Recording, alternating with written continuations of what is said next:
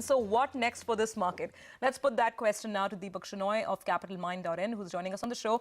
Deepak, thanks so much for being here with us. It's good to have you on.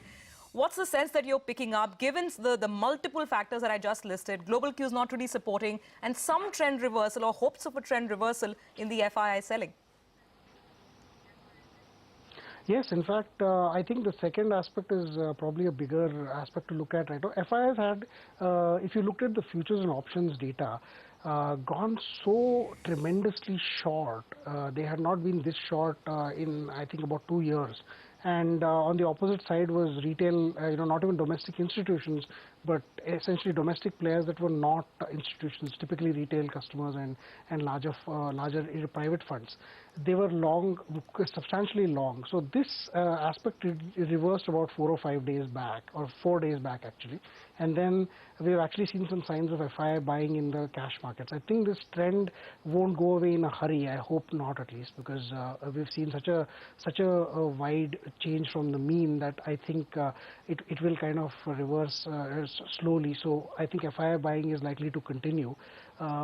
Today's volatility itself is probably not significant because we have an RBI policy tomorrow. So given the downgrades on SBI and some action on the banking front, I think there's been some shiftage in weightage of certain funds. But institutions, at least foreign institutions, continue to be buyers, and I don't believe this volatility is negative. That every uptrend is also going to see some little bit of selling in the intermediate time frame. Where we are right now is in a strong, at least a strong technical reversal of this massive move down. So I believe it's not going to stop at 2 days. It might move up a little bit further from here. And given that FIIs have sorry. Yeah, but Deepak, I take your point that this is probably at least some kind of an interim relief rally that's playing out. But the point you made on banks, and I want to explore that in some more detail, because the cuts have been very savage. Once again today, an ICICI bank falling 4.5% after losing 4% on Friday.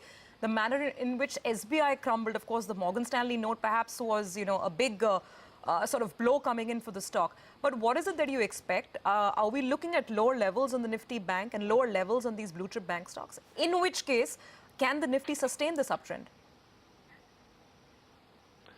Yes, I think some of the bad news in the banking sector is going to come in the near future when public sector banks, some of the other ones, the bigger ones, will announce their results. So that part remains to be seen about how bad it is and how negative it gets. However, I believe that the negative for the banking sector is not going to be sudden one day. It's going to be a long-term sustained move.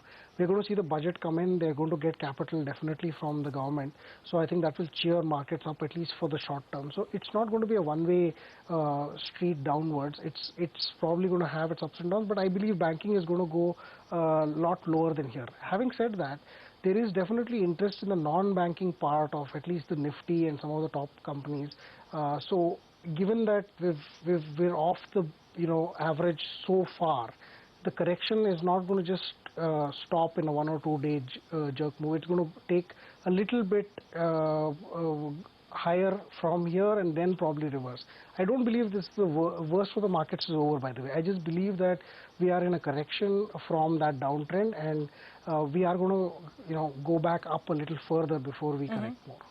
Okay, in fact, the Morgan Stanley note today caused quite a bit of a panic. You were seeing those graphics on the screen earlier.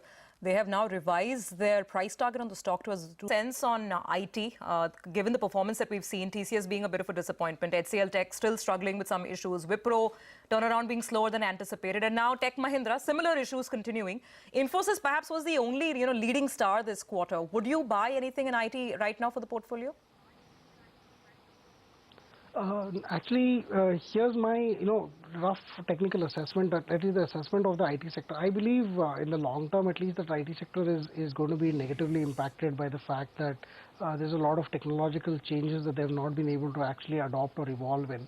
But even now, if you're looking at the 5 large IT companies that you mentioned, Infosys, TCS, Wipro, HCL Tech, and Tech Mahindra, none of them have shown, even a single one of them has not shown a double-digit EPS growth in a quarter where I think year on year we're talking of a fairly large depreciation in the rupee in comparison. So that actually makes me feel that they're not getting enough from the dollar run up as you might expect an exporter to get. So we're not very positive on this. We believe that if one needs to be long exporters, IT would probably not be the sector you want to be long in, given the performance of these companies.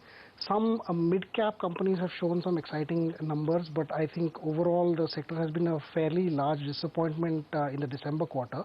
We know that it's a holiday season, but I usually compare December quarter to the December quarter of the previous year. So it doesn't look exciting. If you ask me about these 5 players, the only player which had some kind of confident guidance was Infosys, which probably is on the back of some big deals that they have done very recently. But otherwise, the sector does not show any serious amount of interest. All right, on that note, we'll take a